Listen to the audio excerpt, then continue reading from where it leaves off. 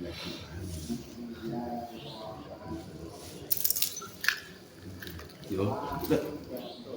Jum, tekan lah.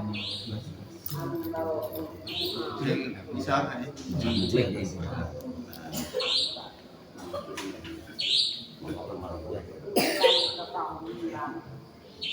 Balik. Sing dhuwur balik.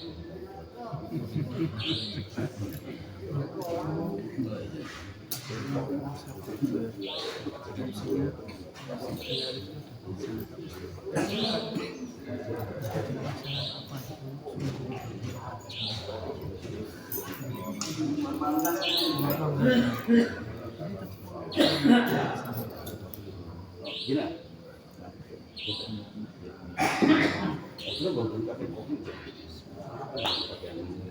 Assalamualaikum warahmatullahi wabarakatuh.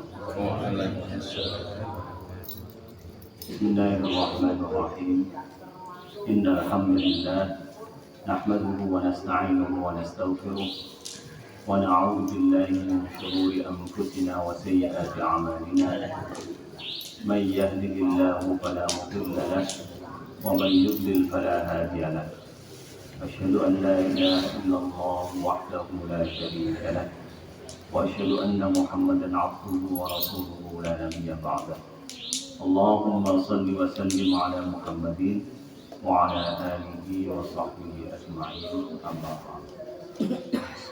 Ikhwatal iman, alhamdulillah pagi hari ini kita diberi Allah Subhanahu wa taala taufik, kita ditakdirkan Allah Subhanahu wa taala, dipilih Allah Subhanahu wa taala untuk melaksanakan perintah Allah Subhanahu wa taala, salat jamaah subuh, kemudian thalabul ilmi. Kita mulai aktivitas kita dengan pasar akhirat. Jadi seharusnya kita setiap harinya sebelum kita bekerja untuk dunia kita bekerja untuk akhirat. Mulai subuh, sebenarnya aktivitasnya harus sebelum subuh ya Pak ya. Sholat malam, terus sholat jamaah subuh, terus nanti aktivitas ada kajian, ada kalau nggak ya zikir misalnya. Itu aktivitas kerja kita untuk akhirat. Jadi jangan langsung mulai subuh langsung mulai kerja, enggak, aktivitas dimulai dengan aktivitas akhirat. Alhamdulillah ini aktivitas yang sangat mulia, sangat penting sekali. Apa itu thalabul ilmi? Karena semua dimulai dari ilmu. Semuanya urusan keagamaan itu dimulai dari ilmu. Tanpa ilmu sia-sia semua. Jadi supaya kita nanti berhasil di akhirat kelak, itu harus dengan ilmu. Nah, ilmu dimulai dengan ngaji. Jadi orang kalau nggak ngaji ya dapat ilmunya dari mana? Mungkin dari baca ya. Ada dari baca, dari ngaji, yang mungkin dari belajar ya. Jadi kita harus mulai dari ilmu. Gimana supaya kita dapat ilmu? Setelah ilmu, kemudian amal. Ilmu dan amal. Jadi kita hidup itu untuk ilmu, amal. Supaya kita bisa mendapatkan ilmu dan supaya kita bisa beramal, yang kita butuhkan adalah teman-teman yang saleh. Jadi tiga ini dipegang Pak. Cari ilmu, diamalkan, berkelompok dengan orang-orang yang saleh. Karena pengaruh teman ini kuat sekali. Ngaji kayak apa? Kalau nanti lingkungannya temannya nggak baik, yang ikut begitu, ikut nggak baik. Ini bahaya teman. Jadi didikan ilmu percuma. Kenapa? Kalah dengan didikan pergaulan. Itu jelas itu. Kita bisa lihat aja anak-anak kita itu di rumah dididik bagus, begitu kumpul sama teman-temannya, tahu-tahu ada pengaruh buruk dari teman-temannya. Didikan kita kalah sama teman-temannya itu, sama lingkungan. Jadi paling penting termasuk harus berkelompok, harus harus berkelompok dengan kelompok orang-orang yang soleh. Makanya dalam bahasa Al-Quran itu bukan ana muslimun, saya Islam, enggak. Wa ana minal muslimin, saya ini bagian dari orang-orang soleh, bagian dari orang-orang mukmin, bagian dari orang-orang muslim. Saya bagian dari mereka. Artinya harus berkelompok. Kita beragama itu nggak bisa nggak berkelompok, harus berkelompok. Makanya kita itu disuruh selalu mengingat itu. Tiap hari kita baca 17 kali. Iyyaka na'budu wa iyyaka nasta'in. Ihdinas siratal mustaqim. Kita selalu baca begitu. Bukan iyyaka a'budu wa iyyaka asta'inu. Apa bedanya, Pak? Kalau asta'inu, a'budu, asta'inu itu saya menyembah, saya meminta pertolongan. Tapi kalau na'budu, kami menyembah dan kami meminta pertolongan. Hanya kepada engkau kami menyembah dan kami meminta pertolongan. Bukan aku, tapi kami. Ini menunjukkan apa? Harus berkelompok, jangan seorang sendiri, gitu. Jadi kelompoknya harus orang-orang muslim juga, orang-orang soleh gitu. Orang nggak bisa soleh kalau nggak kumpul orang soleh, jelas ya. Nggak mungkin orang bisa soleh sendiri, nggak mungkin. Harus kumpul sama orang soleh. Orang soleh kumpul sama orang nggak soleh, abu-abu pasti ada. Iya Pak, abu-abu pasti ada. Jadi santri lulusan pesantren, ya Pak ya, jadi DPR Pak. Iya, kepengaruh. Akhirnya nggak jadi putih, abu-abu. Iya, itu jelas kenapa? Dari pergaulan. Jadi harus berkumpul sama orang-orang yang soleh. Nah, bagaimana cara berteman dengan orang-orang yang soleh itu? Mudah aja. Datang ke masjid, mudah gaul sama jamaah yang ada di masjid. Insya Allah itu orang-orang baik. Itu ikhtiar kita begitu. Kita berkelompok dengan orang yang soleh, datang ke masjid, udah. Kalau di tempat kerja kita Pak, mungkin nggak semuanya orang soleh, ya Pak ya, nggak semuanya soleh. Tapi kalau kita di masjid, insya Allah itu orang-orang soleh. Jadi gaulnya di masjid aja Pak, gaulnya di masjid, bergaul dengan orang-orang soleh insya Allah. Tapi gaul di luar masjid nggak jamin itu. Ketemu sama orang soleh apa nggak jamin. Jadi 3 kita pegang Pak, ngaji supaya dapat ilmu, kemudian terus kita amalkan ilmunya. Ngaji aja nggak diamalkan ilmunya itu juga percuma, kurang ada hasilnya. Jadi ngaji itu terus harus diamalkan ilmunya. Kemudian setelah itu diusahakan selalu berkumpul sama orang-orang soleh. Insya Allah berhasil kita. Intinya itu ilmu, amal, kumpul sama orang-orang soleh. Insya Allah berhasil kita nanti di akhir. Kita lanjutkan kajian kita. Pada pertemuan kita sebelumnya kita masih bahas tentang ikhlas. Jadi langkah terakhir seorang yang mukhlis, seorang yang ikhlas itu yang pertama, zahir kita sesuaikan dengan ilmu. Zahirnya kita sesuaikan dengan ilmu. Apapun yang kita lakukan, ibadah-ibadah yang kita lakukan, kita sesuaikan dengan yang dicontohkan Rasulullah. Persis. Jadi sujudnya seperti Rasulullah, rukuknya seperti Rasulullah, begitu. Berdiri tangannya di mana letaknya diusahakan seperti Rasulullah. Tahiyat diusahakan seperti Rasulullah, begitu.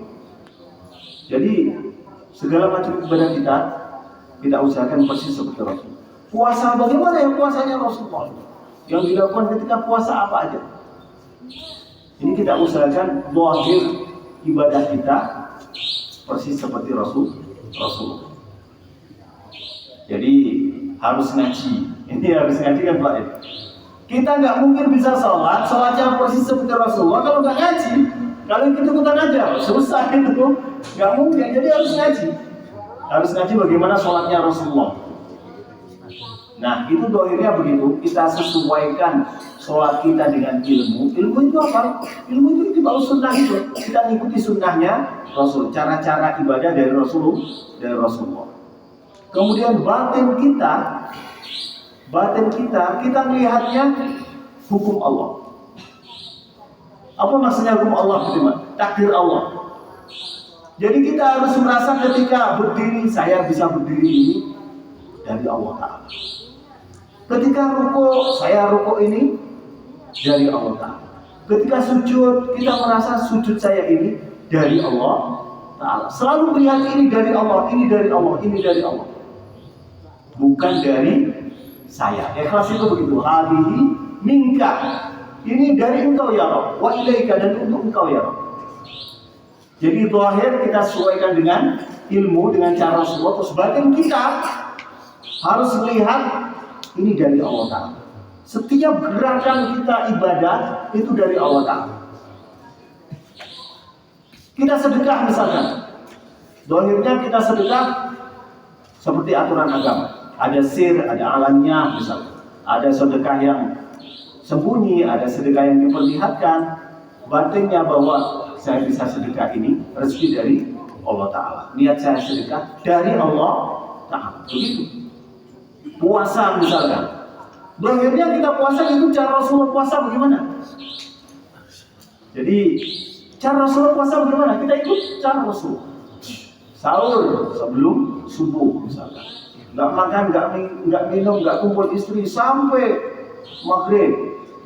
Jadi zahirnya kita sesuaikan dengan cara Rasulullah puasa. Batinnya saya bisa buat puasa dari Allah Ta'ala, begitu. Jadi saya bisa meninggalkan hal-hal yang buat membatalkan puasa, ini dari Allah Ta'ala. Saya bisa menjaga lisan saya ketika puasa, ini dari Allah Ta'ala. Haji juga begitu Pak.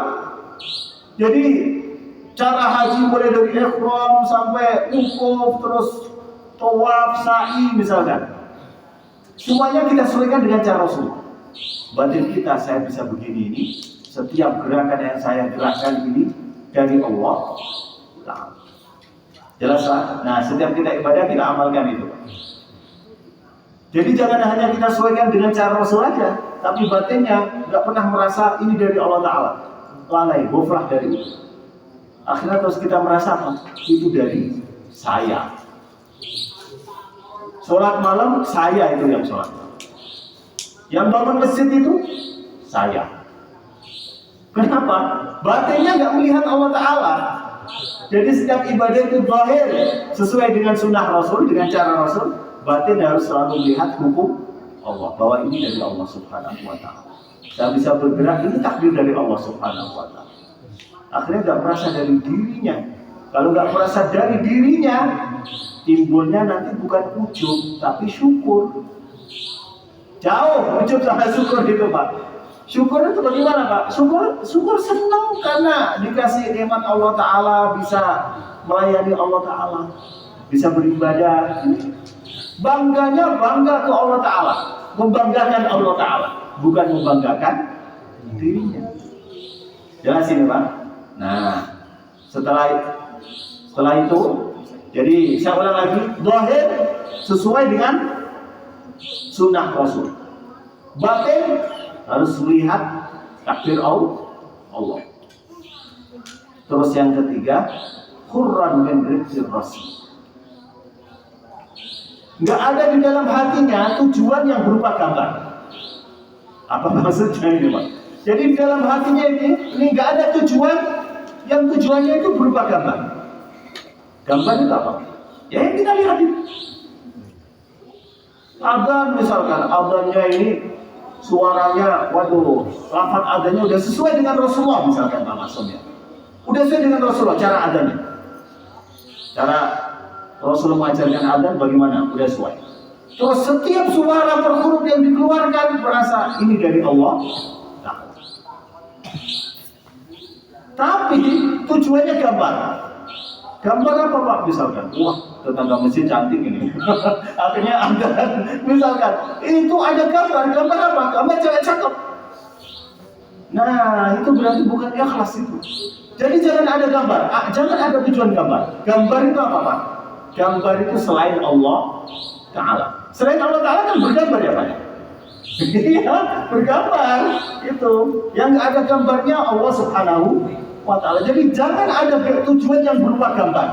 Para ulama mengatakan Qur'an min rizqir rasul, terbebas dari perbudakan gambar. Jadi Jangan ada gambar-gambar dalam tujuan ibadah kita. 3 kita pegang, ikhlas itu udah kita dapatkan. Jelas ini Pak? Saya ulang lagi, doangnya insya Allah ini ibadah terus sempurna ini jadinya. Ibadah insya Allah diterima Allah Ta'ala kalau udah seperti ini. Doangnya udah mengikuti Rasulullah, batinnya melihat takdir Allah Subhanahu wa Ta'ala. Insya Allah kalau udah melihat takdir Allah, gak akan ujub, gak akan takabur. Berikutnya gak akan takabur. Kemudian yang ketiga, gak ada tujuan berupa gambar di dalam hati. Jangan ada gambar. Padahal kalau kita sholat sering apa ya? Gambar itu terlintas terus di hati. Gambar makanan, gambar apa? Itu perbudakan gambar namanya. Jangan ada gambar pokoknya. Pokoknya jangan ada gambar di hati. Iya. Apa nggak pernah Pak ketika sholat gambar berkeliaran di hati Pak? Nggak pernah Pak. Masya Allah, berarti udah hebat itu. Nggak pernah ada gambar di hati. Jadi kenapa? Nggak pernah lah. Oh, nggak pernah sholat. Masya Allah. Jadi jangan ada gambar di hati. 3 dipegang ya Pak ya. Zahir ikut Rasul. Cara-caranya ikut Rasul, batin lihat takdir Allah, itu bukan dari kamu bisa begitu dari Allah Ta'ala. Kemudian yang ketiga, jangan ada gambar di dalam hati. Jadi tujuannya satu, Allah Subhanahu wa Ta'ala. Kita sedekah misalkan, maaf ini, kita sedekah, ada punya hajat kita sedekah, kita nyumbang misalkan. Jangan ada gambar dalam hati, jangan ada gambarannya. Nanti kalau saya punya hajat dikembalikan. Wah, kita bayangin ini yang kita beri nanti dikembalikan. Itu gambar. Jadi nggak itu? Yang nggak jadi niatnya begitu. Kalau utang harus ada akad yang utang. Saya utang uang sekian. Ya itu utang. Itu masa ngasih tujuannya sudah dikembalikan itu utang-utangan nggak utang-utangan, sedekah nggak sedekah, apaan itu? Yang nggak tahu itu nggak jelas itu. Utang nggak utang, sedekah nggak sedekah itu. Jadi 3 dipegang, insya Allah kita sudah menggapai ikhlas. Kemudian berikutnya setelah ikhlas, at-tahdid. At-tahdid itu kita berusaha apapun yang dari diri kita itu sempurna bersih. Jadi membersihkan jiwa kita dari yang mengotorinya. Membersihkan amal kita dari segala hal yang bisa mengotori. Itu namanya at-tahdid. Allah Subhanahu wa Ta'ala berfirman dalam Al-Quran, qad aflaha man zakkaha.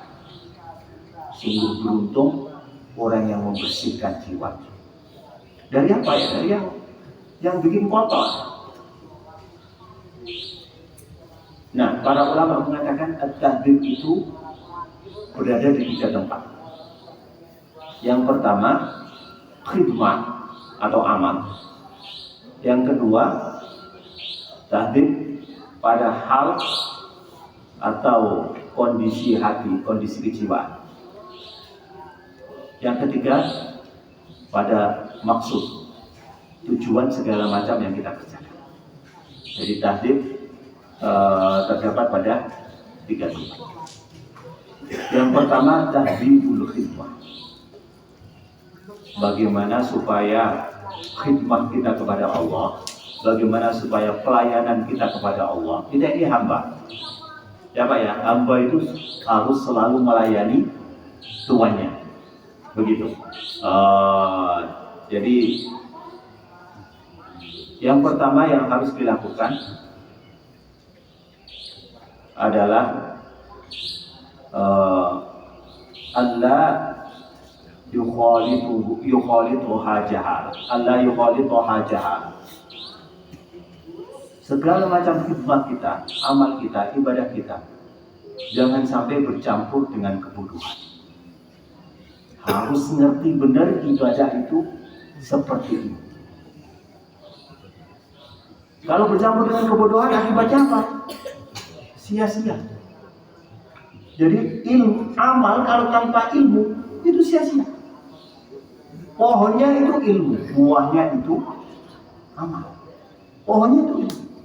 Ada nggak Pak buah tanpa pohon? Ada. Ada. Siapa ya? Itu yang di ruang tamu ada apel, pisang, apa? Iya, begitu dipegang keras semua, digigit nggak bisa kerasnya Pak ya. Buah palsu, buah enggak? Amal kita juga begitu. Kalau nggak ada pohonnya amal itu apa Pak? Pohonnya ilmu itu apa? Amal.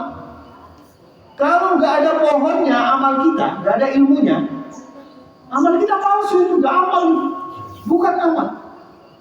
Makanya harus dibersihkan amal kita dari kotoran jahala, bodoh. Segala macam amal kita harus ngerti caranya bagaimana. Sholat bagaimana caranya sholat, wudu caranya wudu bagaimana, puasa caranya puasa bagaimana, sedekah caranya sedekah bagaimana, haji caranya haji bagaimana. Jadi yang mau haji Pak harus rajin, kalau ngikut acara manasik itu harus rajin, harus tahu caranya begini begitu. Nggak boleh salah-salah. Nanti ke sana ngikut orang banyak pasti bisa. Asal ngikut aja, nggak bisa begitu. Harus tahu ilmunya. Jelas ini Pak. Jadi kalau nggak ada ilmunya, ketika kita amal tanpa ilmu, amal kita itu sia-sia, nggak ada apa-apanya. Jadi man amila amalan laisa alaihi amruna fahuwa raddun. Siapapun yang mengerjakan suatu amal yang nggak sesuai dengan yang dari Rasulullah, itu tertolak semua. Tertolak, fahuwa raddun, tertolak. Artinya ketika beramal harus jauh dari bid'ah. Jelasin Pak. Bid'ah itu beramal nggak ada ilmunya, itu bisa jadi bid'ah tuh. Paham Pak? Jadi harus jauh dari kata bid'ah. Nah berarti amal yang tanpa ilmu sampai terjerumus di bid'ah, itu bukan mendekatkan diri ke Allah, tapi justru menjauhkan dari Allah Subhanahu wa Ta'ala. Kalau sunnah mendekatkan ke Allah, sesuai amalnya dengan cara Rasul, mendekatkan ke Allah. Kalau nggak sesuai, jauh, malah justru menjauhkan dari Allah Subhanahu wa Ta'ala. Hasan Al-Basri rahimahullah mengatakan, sahibul bid'ah, orang yang melakukan bid'ah, la yazdadu minallahi ijtihadan, dia tidak menambah bersungguh-sungguhnya beribadah kepada Allah Subhanahu wa Ta'ala, illa izdada minallahi bu'dan, kecuali dia pasti tambah jauh dari Allah Subhanahu wa Ta'ala. Jadi setiap bid'ah yang dilakukan, amal yang tidak sesuai dengan Rasulullah, itu bukannya mendekatkan ke Allah, tapi justru menjauhkan kita dari Allah Ta'ala. Bukan mendekatkan, tapi menjauhkan. Berarti ada orang yang ibadah terus malah jauh dari Allah Ta'ala. Iya ada. Jadi ada orang yang ibadah terus, ibadahnya rajin, tapi nggak tambah dekat ke Allah Ta'ala, tapi makin lama makin jauh dari Allah Subhanahu wa Ta'ala. Kenapa? Karena nggak sesuai amalnya dengan ilmu. Jelas? Jadi harus ada ilmu setiap amal yang kita kerjakan. Kalau kita menginginkan amal, belum tahu ilmunya, ngaji dulu. Tanya dulu, bagaimana sih caranya ini? Jelas ini Pak. Kita sholat, misalkan istikharah, sholat istikharah, bagaimana sih caranya?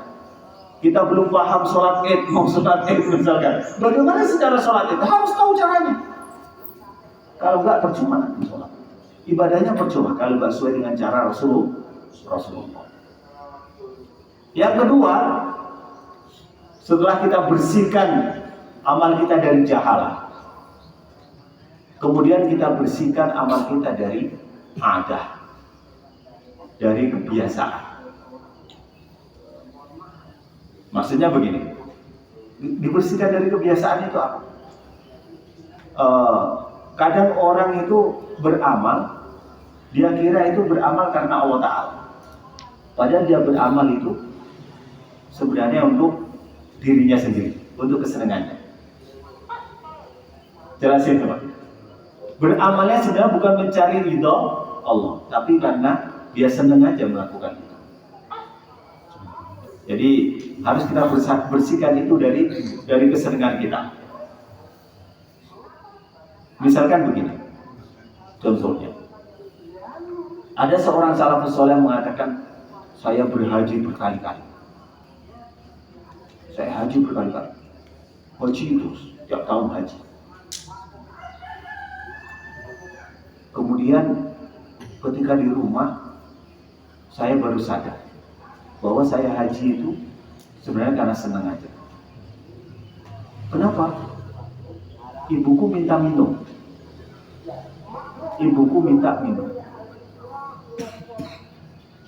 Tapi hatiku merasa berat untuk ngambilin minum ke ibu saya.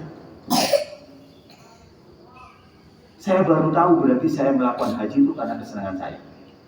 Kalau karena ridho Allah Ta'ala, ini ibu minta minum, ngasih minum ibu, itu ridho Allah Ta'ala. Kenapa kamu berat melaksanakan kalau haji senang? Berarti itu sebenarnya untuk kesenangan kamu, bukan untuk Allah Ta'ala, bukan cari ridho Allah, tapi cari senang kamu sendiri. Jelas ini Pak. Nah, ibadah-ibadah kita begitu. Jamaah terus 5 waktu. Kumpul sama orang-orang masjid, senang nggak Pak? Senang.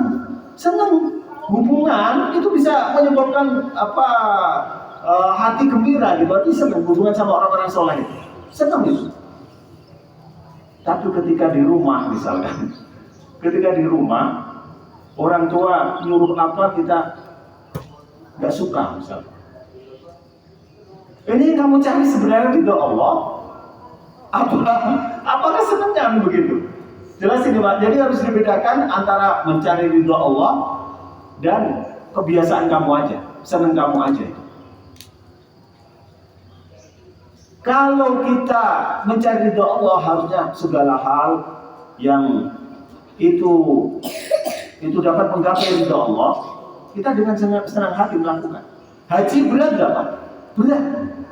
Ngasih minum ibu, disuruh ibu minta minum, itu lebih ringan nggak? Lebih ringan. Tapi kenapa malah berat? Di hati malah berat. Kalau haji senang-senang aja. Tidak ada, karena haji itu sesuai dengan kesenangan kamu. Bukan cari ridho itu, tapi cari senang. Ini orang salafus saleh mengatakan seperti itu. Ini disebutkan Imam Ibnul Qayyim dalam kitab Madarijus Salikin. Jadi ibadah itu harus bukan karena kesenangan, bukan karena udah kebiasaan, senang, udah enjoy melakukan itu, tapi ibadah itu karena mencari ridho Allah Subhanahu wa Ta'ala. Kita bersihkan itu dari kesenangan diri kita ketika ibadah. Jangan cari senang. Kalau cari senang, artinya itu bukan kita mencari ridho. Kalau cari ridho, bukan cari senang. Begitu. Jadi kita usahakan, harus hati-hati, ini samar Pak, ini samar. Sepertinya kita ibadah, wah kok yang semangat karena Allah Ta'ala. Padahal sebenarnya karena diri kita sendiri.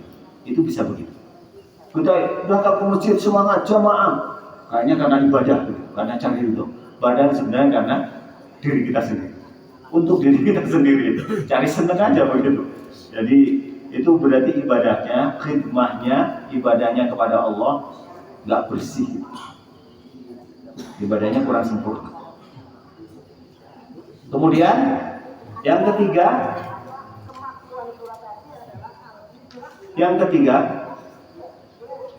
kita bersihkan ibadah kita. Jangan sampai tujuan ibadah kita itu ibadah itu. Apa maksudnya? Jadi kita ibadah itu jangan dijadikan ibadah itu tujuan. Kalau udah ibadah itu tujuan, saat kita ibadah puas kita, udah tercapai tujuan kita ibadah. Jadi kita harus ingat ibadah ini bukan tujuan kita. Tujuannya apa Pak?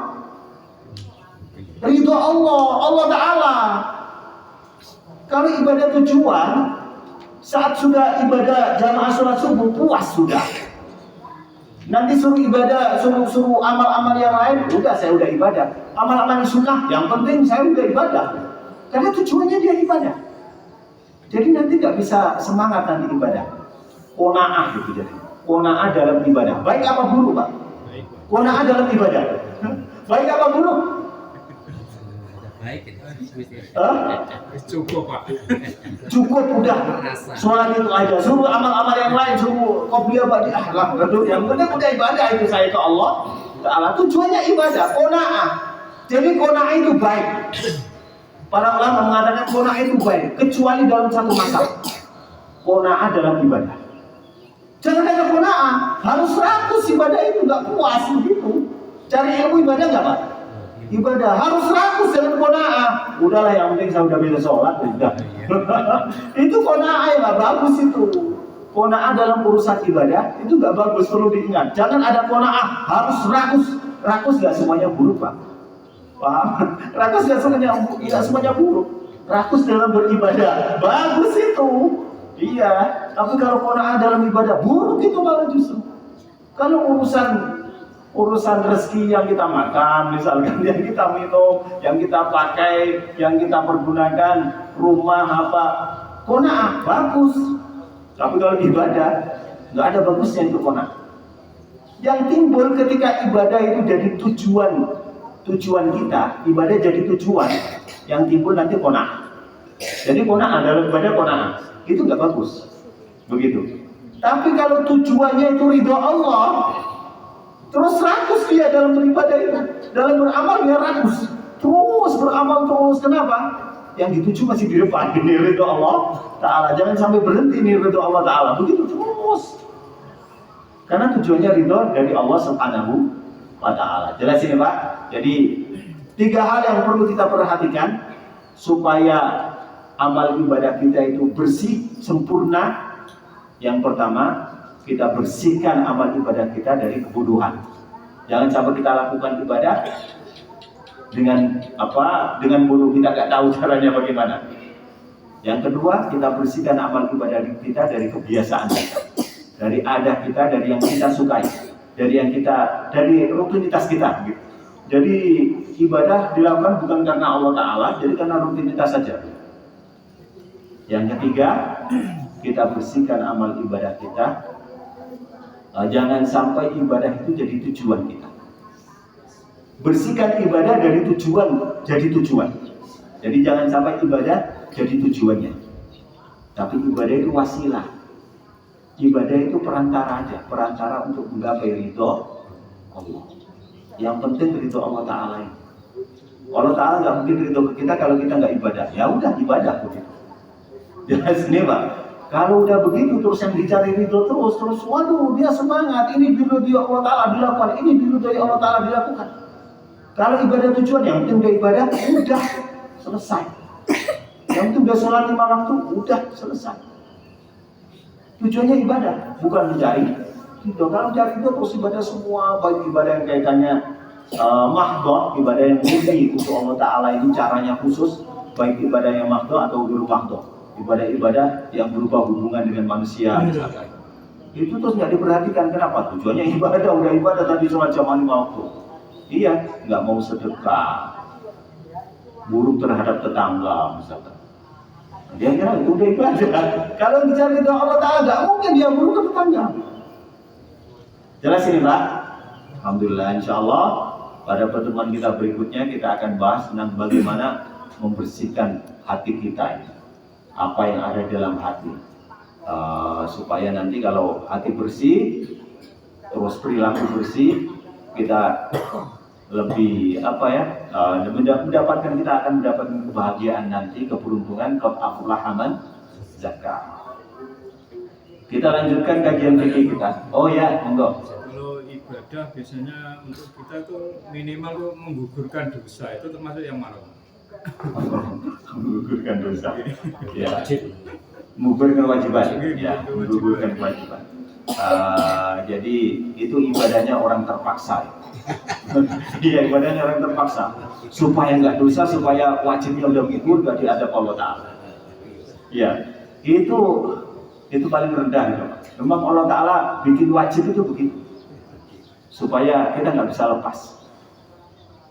Nah, wajib itu supaya kita nggak dosa, misalkan kita terus takut, itu sebenarnya justru rahmat Allah Ta'ala ke kita. Tapi itu paling rendah itu Pak. Orang yang niatnya seperti itu tuh rendah sekali. Tapi itu masih bagus itu Pak. Iya, karena itu rahmat Allah. Sebenarnya Pak, Allah Ta'ala itu menginginkan kebaikan sekali ke kita. Inginnya kita itu masuk surga semua. Sampai dibikin yang wajib. Seakan-akan kita dirantai, wajib dan kita nggak bisa lepas. Dirantai itu apa Pak? Untuk diseret ke surga. Begitu kan, nah itu kadang-kadang seperti itu. Kita tuh dirantai Allah Ta'ala melalui kewajiban-kewajiban itu untuk diseret ke surga. Ya enggak apa-apa Pak, tapi harus ditingkatkan. Jangan cuma untuk menggugurkan kewajiban. Jadi itu benar, tetap benar, tapi itu paling rendah, itu derajatnya rendah. Yang paling pas mencari ridhonya Allah Subhanahu wa Ta'ala. Jadi dari menggugurkan kewajiban supaya enggak dimarahi Allah, supaya enggak dimurkai Allah, menuju ke supaya disayang Allah. Niatnya supaya disayang Allah, untuk mendapatkan rahmat Allah, untuk mendapatkan ridha Allah begitu. Jadi kalau udah nggak dimarahi, itu udah mending lah, itu mending aja. Jadi itu caranya rendah. Jadi begini Pak, orang taat ke Allah Ta'ala itu kadang memang motifnya dua. Ada kalanya itu khauf, takut ke Allah Ta'ala. Tapi saya bilang ini kurang elegan. Yang lebih elegan lagi itu motifnya haya, malu ke Allah Ta'ala.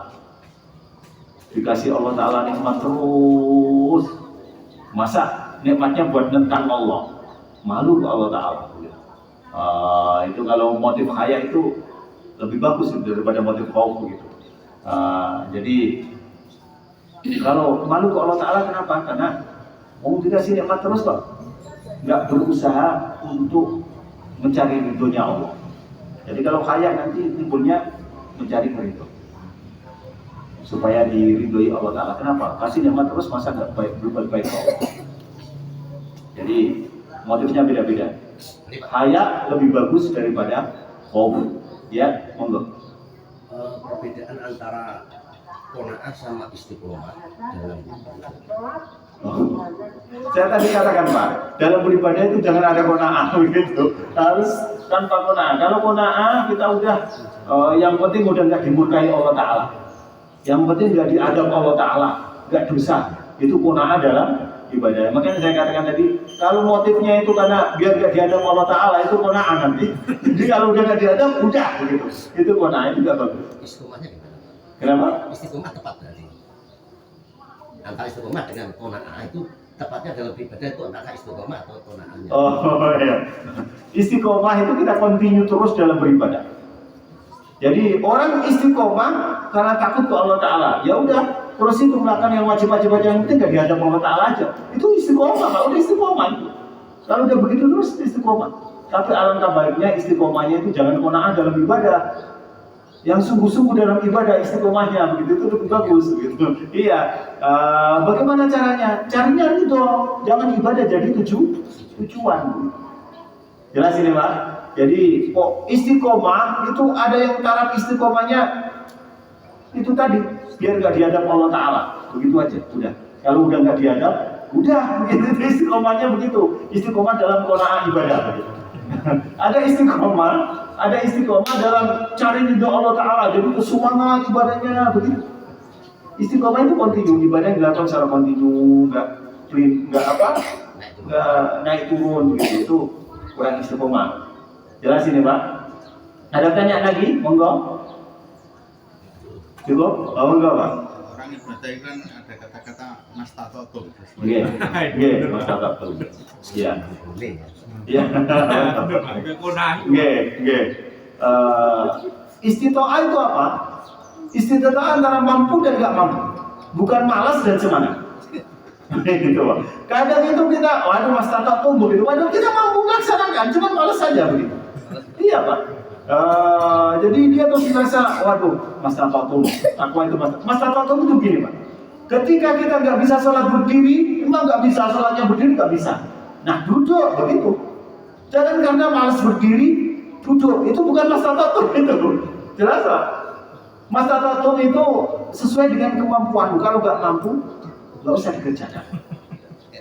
Jelas ini Pak. Jadi misalkan gini, kita ada luka di tubuh kita, misalkan di anggota wudhu. Nah, ini bahaya kalau kena air, ini bisa kena air tapi bahaya. Sampai ada di zaman Rasul itu ada orang yang kepalanya terluka. Orang yang terluka, ini Masya Allah. Orang Arab itu kalau urusan beginian itu memang hebat sekali. Kepalanya terluka masih aja jinabat. Kepalanya terluka Cina apa dia? Dia tanya, bagaimana ini?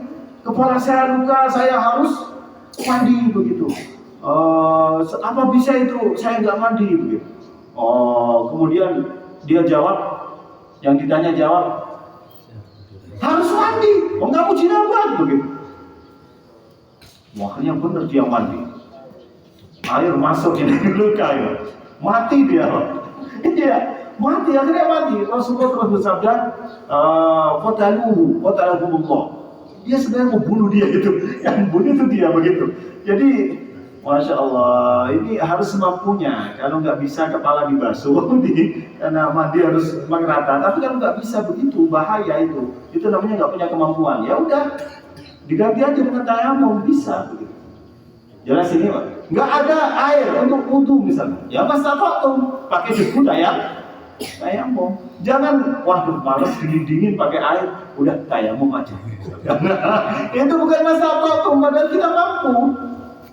Padahal itu amal yang sangat-sangat disukai Allah Ta'ala. Apa? Al-wudu indal makan. Amal yang disukai Allah Ta'ala termasuk wudu ketika cuaca dingin. Kita nggak suka wudu sebenarnya, tapi kita paksa diri kita untuk wudu. Jadi masalah itu bukan sesuai dengan kesenangan kita, tapi memang benar-benar nggak mampu. Jelas ini Pak, orang miskin suruh bangun masjid, biayanya 1 miliar misalnya. Yang nggak mampu gitu, yang nggak mampu mas tuh mampunya 5.000 rupiah, ya udah 5.000 rupiah begitu. Itu mas tatum. Jelas ini Pak. Jadi mas tatum itu beda dengan apa? Dengan sesuai dengan kesenangan itu beda. Kalau mas tatum itu kemampuan bukan kesenangan. Tapi kadang orang karena nggak senang terus, wah mas tatum, fatakullah mas tatum. Ada pertanyaan lagi Pak? Oke, monggo. Mohon penjelasannya. Seseorang dijamin Rasulullah masuk surga. Setelah diteliti, ternyata amalnya sederhana saja. Selama hidup dia tidak pernah iri dan dengki. Setelah diteliti dia tidak ada amalan-amalan khusus. Tapi kenapa Rasulullah bisa menjamin masuk surga seseorang itu? Mohon penjelasannya. Bismillahirrahmanirrahim. Wassalatu wassalamu ala Rasulillah. Ketika amal kita udah pas Pak, kita udah nggak dosa. Nah, termasuk amal yang besar itu hubungan kita dengan manusia, kita baik terhadap sama.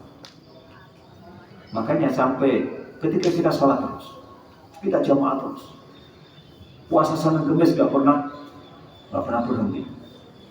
Iya, kalau Senin sore saya kesini, masya Allah masih sepi, buka puasa. Ya. Alhamdulillah ini 1 juta salam ya. Iya, kalau Senin Pahing sore kan saya kesini, masya Allah masih sepi kadang gitu. Waduh, pada buka puasa. Iya, ada sampai yang bawa bekal ke masjid, masya Allah. Tapi Pak, kita buruk terhadap sesama. Itu apa Allah Ta'ala berfirman? Ara'aitan ladzi yukadzibu bid-din.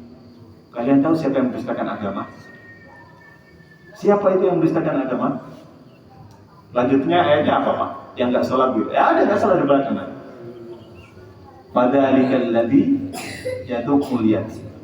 Yang menghadirkan anak yatim, nggak mau menganjurkan makan wala yaqutu ala ta'amil miskin.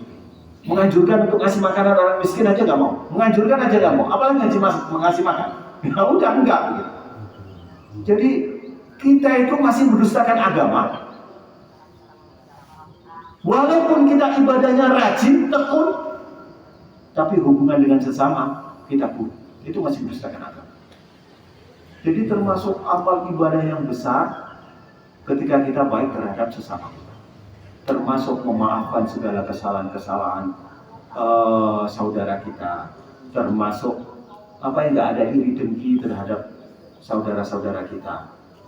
Itu ibadah yang besar sekali pahalanya. Makanya Abdullah bin Amr bin As mengatakan ini yang bikin kamu masuk surga berarti. Yang dijamin masuk surga karena ini. Karena apa? Karena gak pernah iri dengki terhadap saudara-saudara muslim. Jadi jangan sepelekan ibadah yang kaitannya dengan hubungan antar sesama. Jadi jangan pikir ibadah itu ritual aja Pak.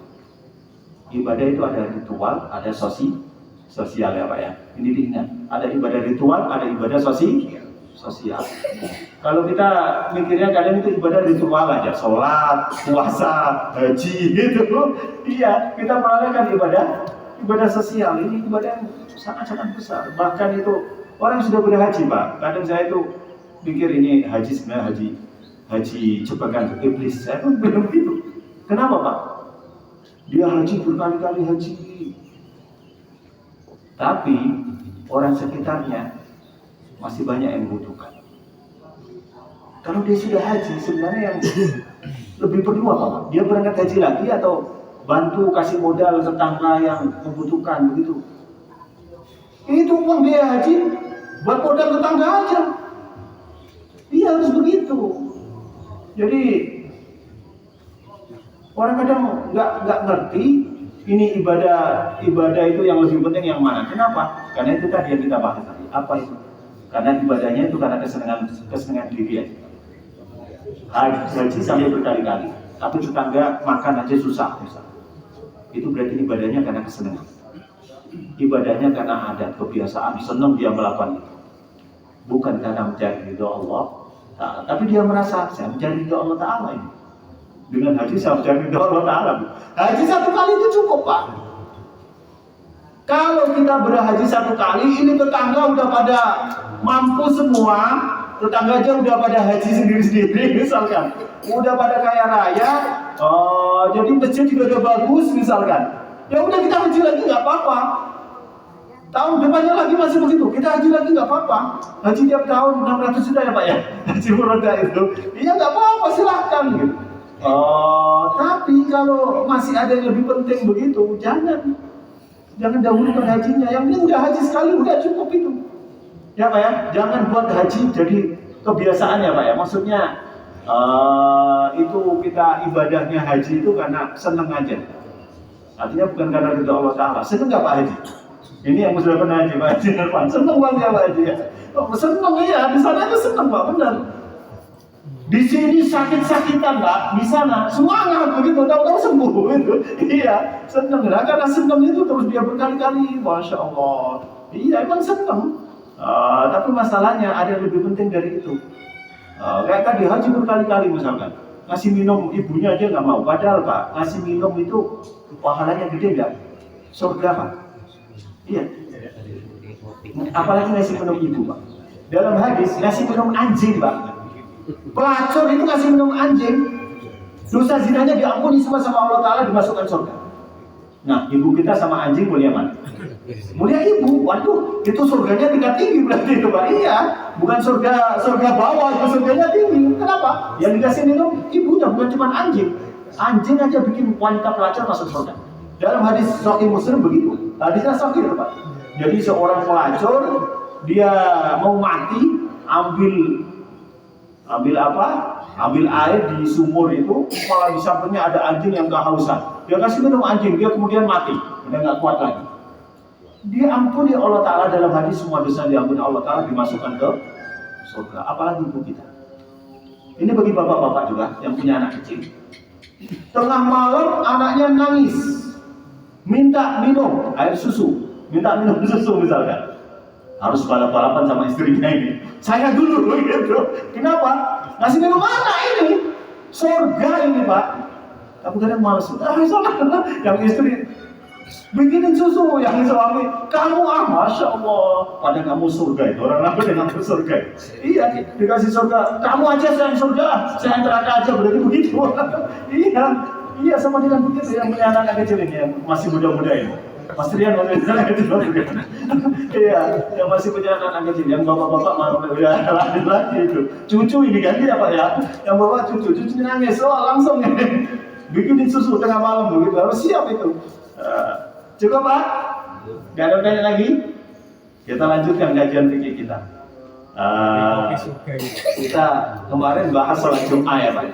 Jawa pirang-pirang Pak suka. Jadi bagaimana hukum sholat Jumat? Saya baca di banyak kitab. Saya baca di kitab Al-Ijma' Ibnul Mundhir. Ternyata Ibnul Mundhir mengatakan ijma' itu fardu ain. Fardun 'alal ra'yat. Saya baca di kitab Al-Hawi Imam Mawardi. Ini fikih perbandingan, fikih muqaran yang di situ disebutkan banyak pendapat-pendapat para ulama mujtahid plus dalil-dalilnya plus kritik-kritik dalil lengkap itu Al-Halul Kabir karya Imam Al-Mawardi. Beliau juga mengatakan padahal itu kitabnya kitab fikih muqaran, fikih perbandingan. Dia bilang ijma. Jadi sholat Jumat itu fardu ain, ijma. Saya buka lagi kitab Al-Mughni Ibnu Qudamah. Ini juga fikih perbandingan. Jadi disebutkan madhab, berbagai madhab, terus dalil-dalilnya, terus dikritik per dalil misalnya. Itu beliau juga mengatakan sholat Jumat ijma. Jadi Sadruddin Ad-Dimashqi dalam Rahmatul Ummah juga mengatakan ijma. Terus lagi Abdul Wahab Asy-Syarani dalam kitab Al-Mizan Kubra juga mengatakan ijma. Masya Allah, ijma. Tahu-tahu Pak, saya buka kitab fikih yang madhab agak lain, fikih Zaidiyah. Namanya kitabnya Dhawrun Nahar karya Hasan Al-Jalal. Ini seorang sayyid, Hasan Al-Jalal. Dia mengatakan wa naqala At-Tabari an aktsaril fuqaha annaha fardhu kifayah. Imam At-Tabari ini maestro dalam kitab tafsir, terkenal banget kitab tafsirnya namanya Tafsir At-Tabari Jami'ul Bayan an Ta'wili Ayatil Quran. Tafsir At-Tabari. Beliau mengatakan bahwa kebanyakan ulama mengatakan bahwa sholat Jumat itu fardu kifayah. Masya Allah, loh beda. Jadi Imam At-Tabari mengalami istilahul fuqaha. Tapi saya nggak punya kitabnya. Ini saya nukil dari kitabnya Hasan Al-Jalal. Kemudian ada lagi Pak, Imam Ar-Rafi dalam kitab Asy-Syarhul Kabir, sarah kitab wajiznya Imam Al-Ghazali. Beliau mengatakan wahaka Ibnu Kajjin an ba'd Syafi'iyah annaha fardu kifayah. Ibnu Kajjin menceritakan itu beda dengan menukil Pak. Ini istilah para ahli fikih. Kalau menukil itu dia menceritakan dengan setuju. Dia setuju. Pendapat seperti itu dia setuju. Kalau haka itu menceritakan tapi dia nggak setuju, itu haka. Itu istilah ahli fikih begitu. Wa hakal ijma wa haka Ibnu Kajjin. Artinya Ibnu Kajjin dia menceritakan tapi dia nggak setuju. Enggak, itu fardu ain. Tapi sebagian imam madzhab Syafi'i, jadi ulama-ulama madzhab Syafi'i mengatakan sholat Jumat itu fardu kifayah. Ibnu Rus malah lebih ekstrim lagi. Dalam kitab Bidayatul Mujtahid, beliau mengatakan wasyadda Malik. Imam Malik ini ada pendapat yang agak rancau ini. Beliau mengatakan annal Jum'ah sunnatuh. Sholat Jumat itu sunnah. Masya Allah. Jadi emang banyak di dalam kitab-kitab tapi ijma. Tapi ternyata ada ulama yang mengatakan itu fardu kifayah, itu sunnah. Masa kita tidak memperhitungkan pendapat Imam Malik? Imam Malik siapa Imam Malik? Itu mustahil mutlak. Jadi ada kaulnya Imam Malik mengatakan sholat Jumat itu sunnah. Kok bisa begitu? Masalahnya bagaimana itu? Kok bisa ada yang bilang fardu ain, fardu kifayah? Ada yang mengatakan itu sunnah. Ini masalahnya ini ada dua hadis yang kayaknya saling bertentangan. Yang pertama sabda Rasulullah SAW. Rasulullah bersabda, la yantahiyanna aqwamun an wada'ihim al-jumu'ah aw la yahtimanallahu ala qulubihim. Hendaklah berhenti itu orang-orang itu meninggalkan Jumatan, atau kalau enggak hatinya akan dikunci sama Allah Subhanahu wa taala. Enggak bisa menerima kebenaran. Ada ancaman hati yang terkunci. Orang enggak pernah Jumatan, Pak. Berkali-kali enggak Jumatan. Hatinya bisa terkunci, enggak bisa menerima nasihat. Ini sabda Rasulullah seperti ini. Makanya jangan remehkan Jumatan. Ini menunjukkan Jumatan itu fardu ain. Kenapa? Karena setiap orang disuruh Rasulullah Jumatan, kalau enggak hati kamu dikunci Allah Ta'ala. Ditutup Allah Ta'ala, dikunci. Bukan cuma ditutup Pak, ditutup dikunci. Enggak bisa masuk nanti segala macam kebaikan. Ini menunjukkan fardu ain berarti begitu. Nah, di samping itu ada hadis lagi Rasulullah bersabda, inna hadha yaumu idin ja'alahu Allahu lil muslimin. Hari Jumat itu hari raya yang dijadikan Allah Ta'ala untuk orang-orang muslim. Hari Jumat itu hari raya. Berarti sholat Jumat bagaimana hukumnya? Sesuai dengan pendapat mereka. Ada yang mengatakan sholat Jumat, sholat Id. Sholat Id itu ada yang mengatakan fardu kifayah. Artinya berarti kalau sholat Jumat itu juga Id, berarti sholat Jumat fardu kifayah. Seperti pendapat sebagian ulama madzhab Syafi'i. Dan cerita dari At-Tabari tadi, riwayat dari At-Tabari bahwa karena Rasulullah mengatakan Jumat itu Id, Jumat itu hari raya, berarti hukum Jumatan sama dengan hukum sholat Id. Nah, sholat Id ulama berbeda pendapat. Ada yang mengatakan fardu ain, ada yang mengatakan fardu kifayah, ada yang mengatakan sunnah. Nah, sebagian madzhab Syafi'i, ulama madzhab Syafi'i mengatakan itu fardu kifayah, atau mengatakan berarti sholat Jumat fardu kifayah. Imam Malik tidak mengatakan sunnah, karena ada pendapat Imam Malik kalau sholat Jumat itu, sholat Id itu sunnah, berarti sholat Jumat sunnah begitu. Jelas ini Pak. Tapi harus ambil yang ikhtiyat. Saya selalu mengatakan harus ambil yang ikhtiyat. Kenapa saya bilang saya sampai menceritakan begini? Ini supaya kita jangan ngotot. Pokoknya yang benar begini, nggak toleran sama pendapat lain. Jelas ini Pak. Tapi kita ambil yang paling hati-hati. Begitu.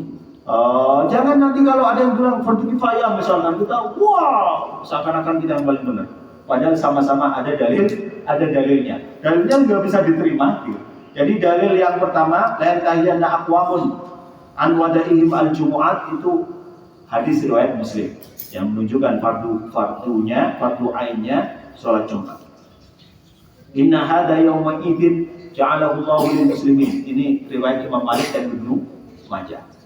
Imam Malik meriwayatkan mursal, tapi ingat bahwa hadis-hadis muwatta itu sahih. Kok nggak diutamakan dari Bukhari? Karena muwatta lebih sedikit. Jadi sedikit muwatta. Saya selalu bilang muwatta itu kitab hadis rasa fikih. Rasa kitab fikih. Iya. Jadi hadisnya sedikit Pak. Komentarnya Imam Malik banyak sekali. Begitu kayak kitab fikih aja. Begitu. Itu kitab muwatta Imam Malik begitu. Ini yang baca muwatta pasti tahu. Komentar Imam Malik dalam muwatta itu banyak sekali. Nggak kayak Sunan Abi Dawud, hadis terus. Sahih Bukhari, hadis terus. Kayak tanpa komen sama sekali dari penulisnya. Yang agak banyak komennya itu Imam At-Tirmidzi. Sunan At-Tirmidzi itu kadang sering Imam At-Tirmidzi komen hadis itu lumayan banyak. Ya Imam Malik banyak sekali. Sampai saya bilang itu muwatta itu kita hadis rasa fikih itu. Iya benar, kita hadis rasa fikih itu muwatta Imam Malik. Jadi Imam Malik meriwayatkan dengan mursal, tapi Ibnu Majah meriwayatkan dengan lengkap.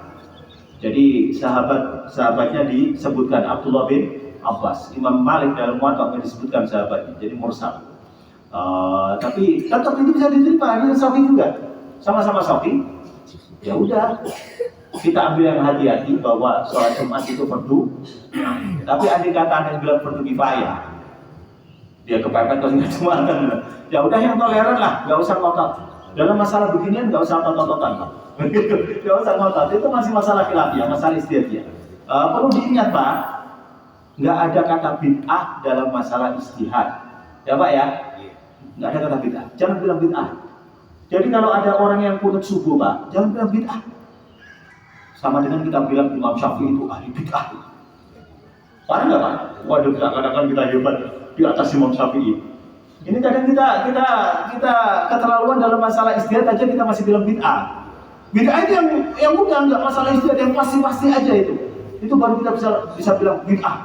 Yang pasti-pasti aja. Yang nggak pasti, yang masih masalah istihad, jangan bilang bid'ah. Pendapatku benar tapi mungkin salah. Pendapatmu salah tapi mungkin benar, begitu. Jelas ini Pak. Jadi saya ulang lagi, ada dua hadis yang bertentangan, sama-sama hadisnya bisa diterima, hadisnya makbul. Yang pertama hadis lain tahiyanna aqwamun an wadaihim al-jumu'ah. Hendaklah semua orang itu berhenti dari meninggalkan Jumatan. Aw la yahtimanallahu ala qulubihim, atau Allah Ta'ala sungguh-sungguh akan mengunci, sampai pakai lam tauhid. Pakai lam juga tauhid. Aw la yahtimanallahu ala qulubihim. atau sungguh-sungguh benar-benar Allah Ta'ala akan mengunci hatinya. Jadi diusahakan selalu Jumatan supaya hati kita bisa menerima nasihat dan terkunci, bisa menerima kebenaran. Jangan ikuti pendapat-pendapat yang kurang hati-hati. Itu untuk laki-laki apa perempuan? Masa Jumatan. Insya Allah kita bahas berikutnya. Tapi kayaknya kemarin udah dibahas tapi sebentar ya. Perempuan bagaimana? Intinya begini Pak. Ada hadis, ada ayat yang umum. Ya ayyuhalladzina amanu idza nudiya lis-shalah bi yaumil jum'ah fas'au ila dzikrillah. Wahai orang yang beriman, ketika ada panggilan azan salat Jumat, maka engkau senang berangkat. Ini ayat umum. Alladzina isim mausul itu termasuk lafaz umum. Orang-orang yang beriman, ya semua orang beriman tanpa terkecuali. Tapi lafaz umum begini harus dicari, ada nggak pengecualiannya? Istilahnya mukhassis, yang mentaksis, yang mengkhususkan. Khusus ini enggak. Nah, pengecualiannya apa itu? Dalam hadis disebutkan Rasulullah bersabda, al-jum'atu haqqun wajibun ala kulli muslimin fi jama'atin. Jumatan itu hak wajib bagi setiap muslim dalam jamaah. Caranya harus jamaah, nggak boleh Jumatan sendiri di kamar, apa ya? Ada nggak? Ada bilang begitu. Saya pernah jakol sama dia, kalau bilang saya Jumatan di rumah tadi di kamar, Masya Allah. Namanya ada Jum'ah, Pak. Harus jamaah di jama'atin. Illa arba'atan, kecuali 4. Yang pertama, abdul mamlukun, hamba sahaya. Au imro'atun, atau wanita. Au maridun, au sobiyun, atau orang, atau anak kecil. Au maridun, atau orang sakit. Kecuali 4. Dalam riwayat Baihaqi ditambah lagi, illa khamsatan, kecuali 5, ditambah au musafirun, atau musafir. Nah, masalahnya Pak, ini ada 2 hal yang diperselisihkan ini. Hurriyah dan istitah. Apa itu hurriyah? Merdeka, dan tempat tinggal. Jadi warga sekitar Jumatan. Bagaimana kalau musafir? Bagaimana kalau budak, hamba sahaya? Ini masih diperselisihkan oleh para ulama. Tapi kenapa diperselisihkan? Karena hadis tadi yang saya sebutkan, al-jum'atu haqqun wajibun ala kulli muslimin illa arba'atan, itu hadisnya diperselisihkan sahihnya, kesahihan. Jadi ini riwayat hadis dari Tariq bin Syihab. Tariq bin Syihab itu sahabat Rasulullah, ketemu Rasulullah. Tapi para ulama mengatakan, Abu Dawud ketika meriwayatkan hadis ini, beliau mengatakan Tariq bin Syihab ra'an Nabi. Tariq bin Syihab itu melihat Nabi. Walam yasma' minhu syai'an. Tapi dia tidak mendengar apapun dari Rasulullah. Cuma lihat gitu aja. Jadi nggak pernah lihat, nggak pernah mendengar dari Rasulullah. Ilmu apapun dari Rasul nggak pernah. Terus sebagian ulama jadi nggak menerima itu. Masa Tariq bin Syihab dari Rasul, dia nggak pernah mendengarkan dari Rasul gitu. Tapi di riwayat Al-Hakim dalam kitab Mustadrak lengkap ini. Kenapa? Tariq bin Syihab dari Abu Musa Al-Asy'ari dari Rasulullah. Jadi ada sanad yang lengkap. Berarti hadis ini sebenarnya itu bisa diterima. Kalau nggak sahih hasan. Kalau bisa diterima berarti kalau begitu 4 ini masuk. 4 ini berarti dikecualikan dari ayat semua berangkat Jumatan orang iman kecuali 4. Siapa itu Pak? Hamba sahaya, wanita, anak kecil, dan orang yang sakit. 4 ini nggak wajib Jumatan. Begitu, jelas karena hadisnya bisa diterima. Yang masalah musafir. Musafir hadisnya dhaif. Daud Ad-Dhahiri mengatakan nggak bisa. Orang musafir wajib Jumatan.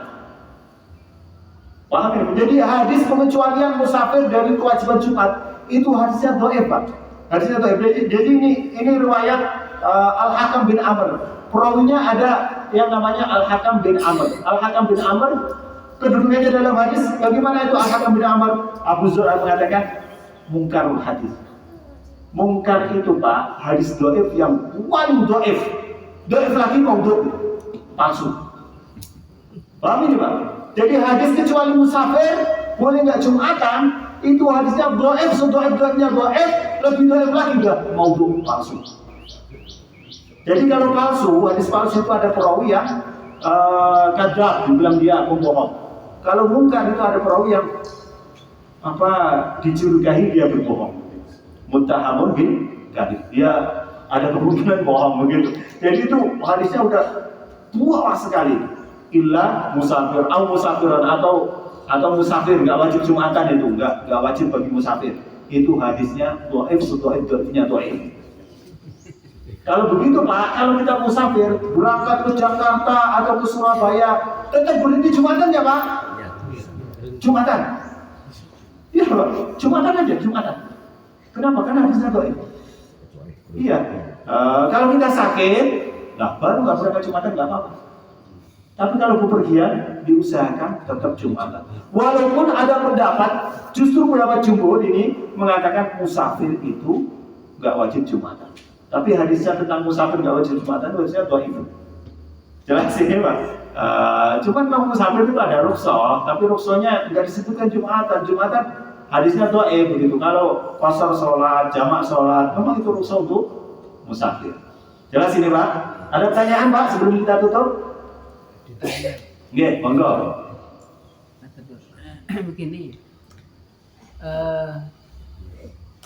ketika Jumatan, saya pernah dengar itu salah satu rukun Jumatan itu harus mengajak takwa. Mengajak apa? Mengajak takwa. Oh iya. Khutbah Pak ya? Itu ya. Ya, khutbah bukan salah Jumat. Iya. Khutbah. Tapi saya pernah mendengarkan juga di masjid ini, itu kok tidak ada kata-kata mengajak takwa. Oh gitu. Iya, itu apa? Iya. Bukan saya Pak. Bukan. Ini kalau saya kan berarti rukun ini awalnya. Maksud saya rukun itu yang mengatakan mengajak takwa itu benar atau enggak? Oh ya. Ini kalau kita bahas, berarti kita membahas pembahasan yang akan kita bahas di pertemuan berikutnya. Iya, itu khutbah, apa rukunnya khutbah itu, wah ini di pertemuan kita berikutnya nih Pak. Kalau dibahas berarti ngelanjutin ngaji lagi itu. Ini udah siang ngaji lagi nanti. Oke, kita tutup dulu kajian kita dengan doa kafaratul majelis. Subhanallah wa bihamdik, asyhadu an la ilaha illa anta, astaghfiruka wa atubu ilaik. Assalamualaikum warahmatullahi wabarakatuh.